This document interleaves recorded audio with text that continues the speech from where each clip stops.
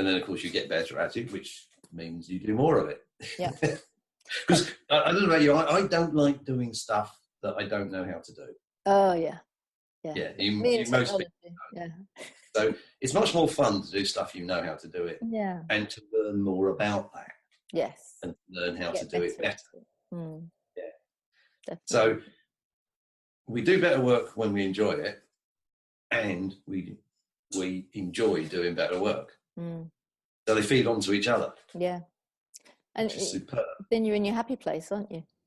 Yeah. Well, yeah, and you know, that sounds bizarre, doesn't it? You're in your happy place at work, but you just said, you know, you have entire days when you're in your happy place. Yeah, absolutely. Okay, so what are joy stealers? Well, that sort of comes back to what you were saying about the street sweepers and that. Yeah. What I've come to realise is that for any job, and I mean any job, right down to loo cleaners, you know, there is somebody who will find joy in doing that work. Yeah. Yeah? Absolutely. They don't, you know, loo cleaners don't see it as cleaning the loo, or loo attendants. They don't see it as that. They see it as helping people to have a pleasant experience doing something that nature requires them to do. Yeah, you know, but because there's somebody for every task, for every job, what that means is that if you're doing work that you don't enjoy, you are getting in the way of the people who would be enjoying it. Yeah. Yeah. And your lack of joy knocks on to other people because that misery becomes infectious, doesn't it? Yeah. Yeah, absolutely. So that's one level of joy stealing. Yeah, the other level of stealing in not having your joy in your work is that, frankly, enjoyment performance theory, you're not doing it as well as somebody who would be enjoying it. Yeah.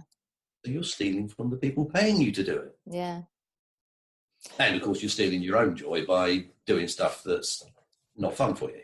And then some people go for the whole hog and their enjoyment becomes having a jolly good moan about stuff. Yes. They're not happy unless they're having a whinge about something. That really just makes them happy. I remember saying to my mum once, who had been known to be slightly negative, is like, well, if you're not happy, do something about it. She said, what do you mean I'm not happy? Of course I'm happy. Really? Tell your face. You sound like it, but it's such a shame. But there are some people that you can, what they call neg ferrets. Who wrote that book about neg ferrets? I've not heard neg ferrets, but I understand. Have you not? It's a very famous book. It's about 20 years old. And you don't want to be around the neg ferret, negative people that are just going to pull you down. And it's going back to the Richard Hawkins with the levels of emotions. Oh, yeah. If you've got somebody who wants to pull you down, or you can be around people that want to pull you up, and you might not be at joy just yet, but you know what, take a little step and take a little step and take a little step, and then it comes. And they'll get there eventually. Yeah. So do you want to be a radiator or a drain? Yes, absolutely. But you said that some people are only happy when they're moaning. Actually, that is not. It's a very superficial level of happiness. Oh, absolutely, yeah. You know, it's almost like being on drugs. You know, you're covering up. Yeah. The pain of being in a life you're not enjoying. Yeah. So some people, I think it does become a habit when they want to say something about somebody else and moan about somebody else in order to elevate themselves, as though I'm not as bad as that kind of thing. You know, it's that. Anyway, that's a whole other subject. I'm going to put that on one side for now. But yeah, and there's also the whole fitting in thing, isn't there? You know, oh, this weather, because we're kind of taught that that's the right thing to do, is to moan about the weather because we're British. You know. That's true. I remember when I used to work as a teacher years ago, I walked into the staff room on a Monday morning, it was raining, and I was like, and I said to this guy, one of the teachers there, I said, how are you? He said, there's a roof over my head, there's food in my belly, the world is fine by me. I'm like, oh, shut up. I was enjoying having a moan and you just ruined it. Now I've got no reason to be happy. I've got to be happy like you are. It's just, but it's yeah. And he was that, his whole disposition was always, you could hear his laugh bellow from across the school. You know, it was a lovely energy to be around, because he always found something. And if he was sad, everyone was like, oh, what's wrong with him? You know, because it just didn't happen. He was always this larger than life person, because again, I suppose it's the gratitude and acknowledging, and he knew what he was good at. Think of the difference in that, the kids' experience who got taught by him compared to the ones who got taught by the miserable beggars. Because you know what had happened is, over the years, circumstances had dictated that he lost his career that he had been going on that wasn't great. So he looked around and went, well, what do I like doing? I like being around kids. I like teaching kids. I think I'll do that. And he was good at art. So, you know, he used to do massive big murals on the classroom walls and things. Stunning. And the kids knew that he was in a place he was really happy in. So they were like magnets to him. They absolutely adored him, even though he was the strictest teacher there, but they adored him because he was happy wherever he was. And it was a lovely thing to see. And I think that's what, on an aside, you know, people moan about schools and teachers and the education system, but every school has got a teacher like that in it. Yeah. And they're kind of swept over. And it's like, if head teachers let those particular ones have their way, then you would see the whole schools be raised in that kind of environment. Back to the Hawkins scenario, which raises the consciousness of the whole school. And it did. Whenever he was around, everyone was kind of up in, you know, they loved it.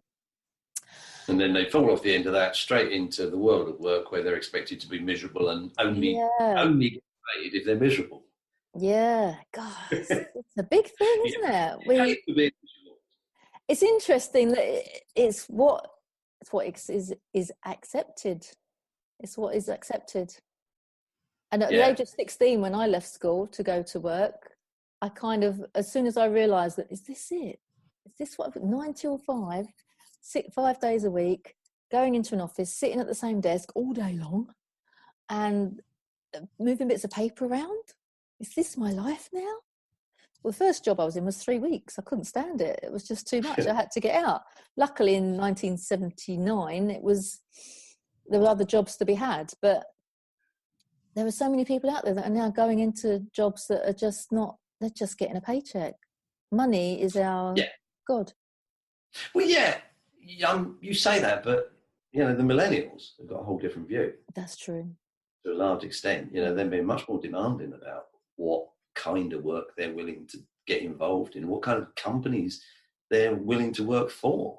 Yeah. They want a whole lot more meaning out of their lives. Yes. Out of working lives than you or I or, you know, any of the boomers ever put up with. Yeah. But, and they get moaned at and called entitled. Entitled, they're actually asking to enjoy their work. Ask them, how can they possibly, where do they think they are supposed to enjoy their work? It's the clash of the old and the new, isn't it? Coming together and not realise, well, there's a way forward. That's where collaboration comes in handy. But the weird thing is that, you know, the old and the new, you say it's a clash of the old and the new. Most of the, you know, 50 plus who come up through their career, they don't really need to work anymore. Mm-hmm. What are they looking for? They're looking for exactly what the millennials are looking for. Yeah. But somehow, I don't know. Do we somehow resent the millennials because they're getting it at 25 and we had to wait till 50 before we could have it? A little bit, yeah. But there is, the fact that we want it now, and actually we wanted it then, we just didn't admit it because we didn't think we could have it. Yeah. Now the kids are coming through going, why can't I have it? You know, why not? And I'm with them. Why shouldn't you work for a company that you believe in? Why shouldn't you work for, why shouldn't the functional work that you do be work that you enjoy? And why shouldn't you be given respect by your manager and treated like a human being with a massive contribution to make? Yeah. Yeah. And I think eventually the current world of the corporate, which is like this no face, no, it's, you know, the corporate, as opposed to, well, it's still people, but and they are currently getting away with this kind of hierarchical, bullying, strategic way of working, where you've got to jump through these hoops in order to. But it's changing. It is on its way out. It goes through cycles where companies go, oh, we're only going to do our particular expertise and we're going to outsource everything else. And then they pull it all in-house for a while, and then they go, oh, we've got a load of miserable people doing stuff they don't enjoy. Let's put it out to those people who enjoy it. Yeah, exactly. It's going through cycles, but I think it's increasingly becoming that the big corporate, even the big corporates, are recognizing the value of using specialists, and specialists who enjoy what they do. Well, that's why they become specialists, isn't it? Because you're going to concentrate and specialise in something. Although I did have one client once, and I said, "What are you good at?" I didn't say, "What do you enjoy?" I said, "What are you good at?" She said, "I'm known for conflict resolution." She said, "People from all over the place call me up and want me to come in and help them with the conflict resolution." She hated it. Absolutely. Well, considering, what does that mean? Conflict resolution, it's this nice little title, actually means you're going to go into the middle of a row and sort something out. So you're dealing with, day in, day out, miserable, grumpy, argumentative, horrible people. And she has to solve their problems. So I said, what do you want to do? And she went, oh, that's silly, I can't say. I said, no, come on, what do you really want to do? And it meant, at the end of the day, changing her business so that she could pull herself out of her business, because she wanted to help disabled children ride horses. What a difference. They're going into the corporate world, conflict resolution. Actually, I want to be over there. I'm only doing it on Saturday morning at the moment, but I'd rather do it full time. Can I do that? I said, well, let's see if we can do that. But so I think people are cottoning on to, I don't have to suffer like this. Yeah, they are. Yeah. Work and suffering don't have to be the same thing. One of the big things, I think, is thinking about it not as work, but as my work, as in my life's work. Yes. Yeah. And that makes a massive, massive difference. Yeah. It was, I think it was Leonard Cohen. He was asked early on, I'm sure it was him. He was asked quite early on in his career, you know, how did you guess? How did you figure out what you wanted to do? And he said, I knew I didn't want to work for pay. Oh. But I did want to be paid for my work. And that's the bit that we get wrong. We think we have to work for pay. And we don't think we can get paid for our work. And people also, dare I say, I think the male ego feels their status is built into how much money and stuff they have, the car, the house, so women are not only males, but that is but a more predominantly male trait than female. I wonder whether, if it was known to be a male profession, whether nursing, although there are male nurses, whether they would be better paid, but because they're women and it's considered a vocation, we don't need to pay them that much. Same as teachers in primary schools, majority are female. Teachers get paid pittance for what they actually... Well, considering they make a difference to the next generation. Exactly. And they don't... Everyone says, they've got long school holidays. The annoying thing that people say is, those who can do, those who can't teach. What? Put them in a classroom with 30 kids and see how long they last. Absolutely. Oh my goodness. Listen, we've rattled on about this. This is brilliant. I think one of the things people don't do about genius is they kind of put their head down and they get on with it because they live for the weekend. And I think it takes a brave soul to be able to go, I'm not happy. It's a really big thing to admit to anybody out loud, even to yourself, that I'm not happy. And the only way you can find out what will make you happy is to discover what your genius is. And to do that, you take them through a process, don't you? Well, one of the things I do is the core process. Explain how that works. How that works? Well, how that works is it gives you a phrase that allows you to get back to you at your best all the time. So, as we said earlier, mine's encouraging potential. So how long did it take you to come to that conclusion? It's quite a hefty process, isn't it? It's about half day. Half day, I've Done it in an hour and a half. Wow. And it's taken, other times it's taken 4 hours, you know. Yeah. So, but you can imagine, for me, you know, sitting in a room